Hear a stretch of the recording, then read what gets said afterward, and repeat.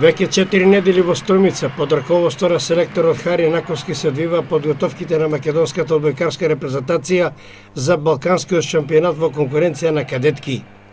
Девојките од повеќето македонски клубови напорно тренира под стручното раководство на Хари Наковски, кој е воедно и тренер на македонскиот шампион во кадетска конкуренција, тимот на Наковски волеј. На пропатување низ Штип, а на пат кон Косово, го искористивме краткиот одмор на девојките и стручниот штаб за нивно мислење за и околу подготовките и за она што ќе следува во Приштина. Спремаме 25 дена.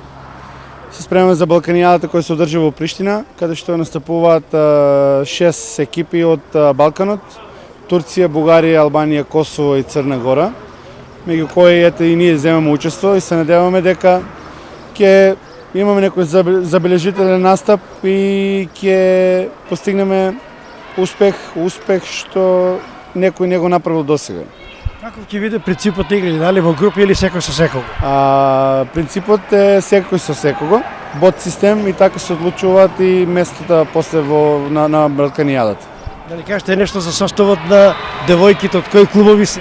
Значи ние имаме поголемиот дел се од Струмица, од нашите 3 клуба. Имаме девојки од Штип, од Тетово и од Битола. Наш представник е Тамара Христоска, збор 2. Да, секако.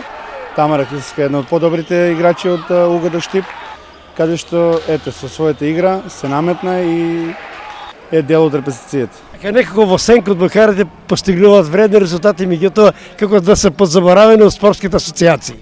Да, ние имаме голем проблем со тоа.